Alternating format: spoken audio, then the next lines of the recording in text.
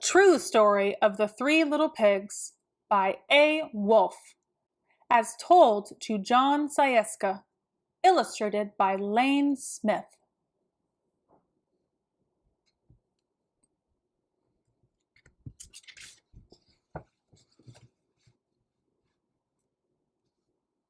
Everybody knows the story of the Three Little Pigs, or at least they think they do.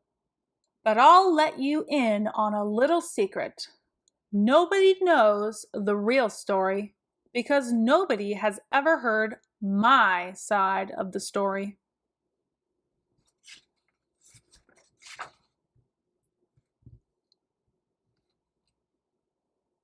I'm the wolf, Alexander T. Wolfe. You can call me Al. I don't know how this whole big bad wolf thing got started, but it's all wrong.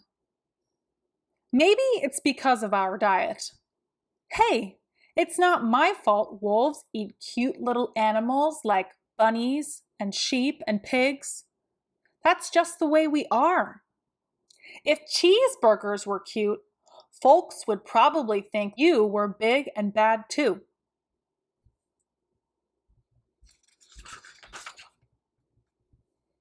But like I was saying, the whole big bad wolf thing is all wrong. The real story is about a sneeze and a cup of sugar. This is the real story.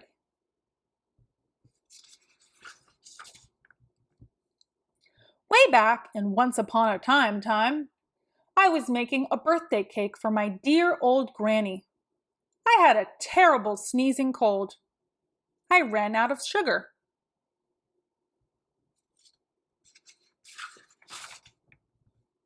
So I walked down the street to ask my neighbor for a cup of sugar. Now this neighbor was a pig, and he wasn't too bright either. He had built his whole house out of straw. Can you believe it? I mean, who in his right mind would build a house of straw?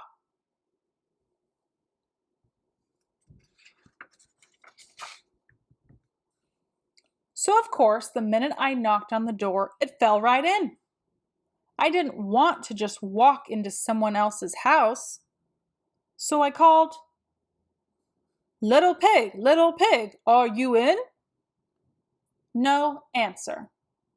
I was just about to go home without the cup of sugar for my dear old granny's birthday cake.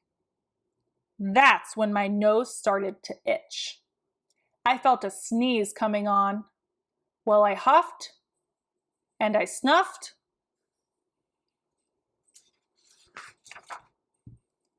And I sneezed a great sneeze.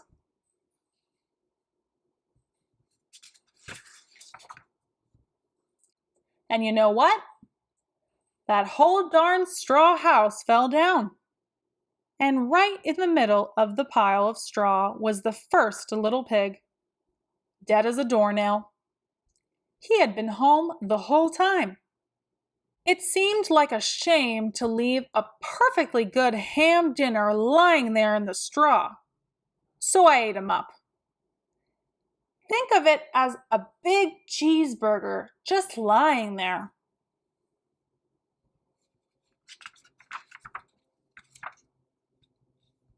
I was feeling a little better, but I still didn't have my cup of sugar.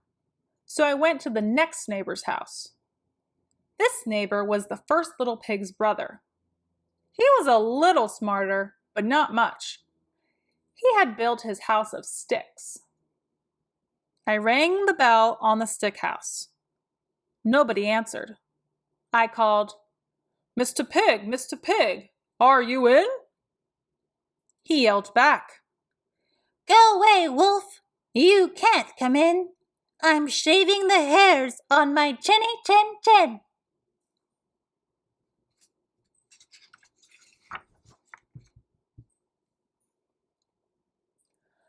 I had just grabbed the doorknob when I felt another sneeze coming on. I huffed and I snuffed and I tried to cover my mouth, but I sneezed a great sneeze. And you're not going to believe it, But this guy's house fell down just like his brother's. When the dust cleared, there was the second little pig, dead as a doornail. Wolf's honor.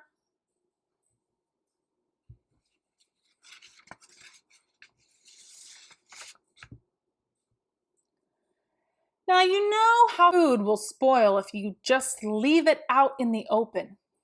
So I did the only thing there was to do. I had dinner again. Think of it as a second helping. I was getting awfully full, but my cold was feeling a little better. And I still didn't have that cup of sugar for my dear old granny's birthday cake. So I went to the next house. This guy was the first and second little pig's brother. He must have been the brains of the family. He had built his house of bricks. I knocked on the brick house. No answer. I called, "Mr. Pig, Mr. Pig, are you in?" And you know what that rude little porker answered? Get out of here, Wolf! Don't bother me again!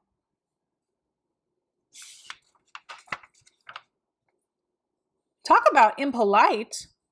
He probably had a whole sack full of sugar, and he wouldn't give me even one little cup for my dear sweet old granny's birthday cake. What a pig! I was just about to go home and maybe make a nice birthday card instead of a cake when I felt my cold coming on.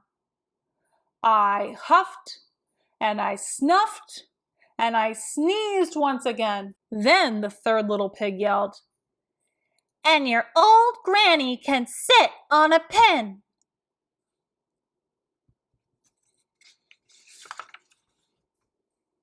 Now, I'm a usually pretty calm fellow, but when somebody talks about my granny like that, I go a little crazy. When the cops drove up, of course I was trying to break down this pig's door. And the whole time I was huffing and puffing and sneezing and making a real scene.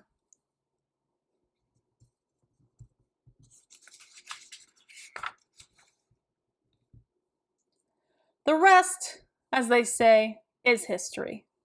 The news reporters found out about the two pigs I had for dinner. They figured a sick guy going to borrow a cup of sugar didn't sound very exciting. So they jazzed up the story with all that huff and puff and blow your house down. And they made me the big bad wolf.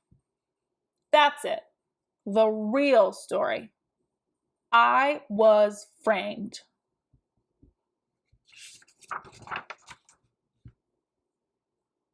But maybe you could loan me a cup of sugar.